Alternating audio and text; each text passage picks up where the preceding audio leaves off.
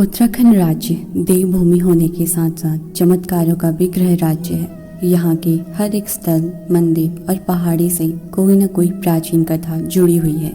उसी में से एक है चमोली जिले में स्थित माता अनसुईया देवी का भव्य मंदिर। माता अनसुईया की कथा त्रिदेव और दत्तात्रेय से जुड़ी हुई है।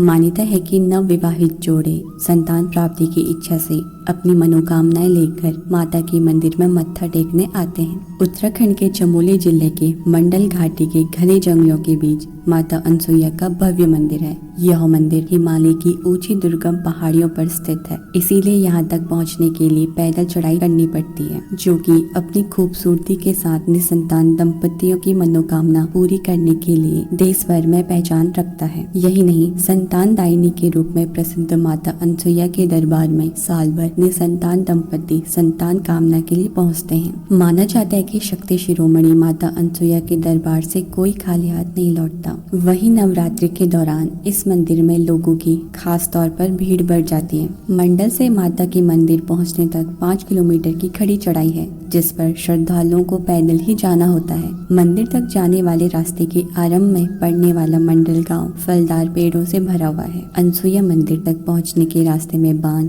पुराग और देवदार के वन मंत्रमुग्ध कर देते हैं। यहाँ मार्ग में उचित दूरियों पर विश्राम स्थल और पीने के पानी की पर्याप्त उपलब्धता है, जो यात्री की थकान मिटाने के लिए काफी है। यात्री जब मंदिर के करीब पहुंचता है तो सबसे पहले उसे गणेश जी की भव्य मूर्ति के दर्शन होते हैं, जो एक शिला पर बनी है। कहा जाता है कि यह शिला यहाँ पर प्राकृतिक रूप से है। इसे देखकर लगता है जैसे गणेश जी यहाँ पर आराम की मुद्रा में दाईं ओर झुककर बैठे हों। यहाँ पर अनसुईया नामक एक छोटा सा गांव है, जहाँ पर माता का भव्य मंदिर है। यह मंदिर नागर शैली में बना हुआ है। प्राचीन समय में यहाँ ऋषि अत्रि का आश्रम था, जिनकी पत्नी का नाम अनसुईया था। माता अनसुईया अपने पतिव्रता धर्म के लिए जानी जाती थी और उनकी महिमा तीनों लोकों में होने लगी, जिस कारण माँ पार्वती, माँ लक्ष्मी और माँ सरस्वती को उनसे ईर्ष्या हुई और इसके लिए उन्होंने माता अनसुईया की परीक्षा लेने के लिए ब्रह्मा, विष्णु और महेश को पृथ्वी लोक भेजा। जिसके बाद शादो भेष में तीनों ने अनसुईया के सामने निर्वस्त्र होकर भोजन कराने की शर्त रखी। दुविधा की इस घड़ी में जब माता ने अपने पति अत्रि मुनि का स्मरण किया तो सामने खड़े साधुओं के रूप में उन्हें ब्रह्मा, विष्णु और महेश खड़े दिखाई दिए। जिसके बाद उन्होंने अपने कमंडल से जल निकालकर तीनों साधुओं पर छिड़का तो वह 6 महीने के शिशु बन गए। जिसके बाद माता ने शर्त के मुताबिक न केवल उन्हें भोजन कराया बल्कि स्तनपान भी कराया था। वही पति के वियोग में तीनों देवियां दुखी होने के बाद पृथ्वी लोक पहुंची और माता अनसुईया से क्षमा याचना की। फिर तीनों देवों ने भी अपनी गलती को स्वीकार कर माता की कोख से जन्म लेने का आग्रह किया। यही नहीं, माता को 2 वरदान मिले, जिनमें से पहला उन्हें दत्तात्रेय, दुर्वासा ऋषि और चंद्रमा का जन्म हुआ, तो दूसरा वरदान माता को किसी भी युग में निसंतान दंपति की कोख भरने का दिया। माता की मंदिर से जुड़ी खास मान्यता है, जिसकी वजह से यहाँ 12 महीने श्रद्धालुओं की भीड़ लगी रहती है। मंदिर से जुड़ी प्राचीन कथा के कारण यहाँ पर हर वर्ष लाखों हजारों की संख्या में दंपति और नवविवाहित जोड़े संतान प्राप्ति की इच्छा से माथा टेकने आते हैं। जिन लोगों को कई वर्षों तक संतान नहीं हो रही है या जो स्वस्थ संतान प्राप्ति की इच्छा रखते हैं, उनका यहाँ मुख्य रूप से आना होता है। मान्यता है कि जो दंपति यहाँ आकर माता अनसुईया का आशीर्वाद प्राप्त करते हैं, उन्हें जल्दी एक सुंदर और स्वस्थ संतान की प्राप्ति हो जाती है और मनोकामना पूरी होने के बाद एक बार फिर माता को भेंट चढ़ाने के लिए आया जाता है। साथ ही आपको बता दें कि अनसुईया मंदिर से लगभग 2 किलोमीटर आगे अत्रि मुनि का आश्रम है, जो कि गुफा में स्थित है। इसे अत्रि मुनि की गुफा भी कहते हैं। इस गुफा में अत्रि मुनि की पत्थर से बनी मूर्ति स्थापित है। इस गुफा के बाहर अमृत गंगा और जलप्रपात का दृश्य मन मोह लेता है। यहाँ का जलप्रपात शायद देश का अकेला ऐसा जलप्रपात है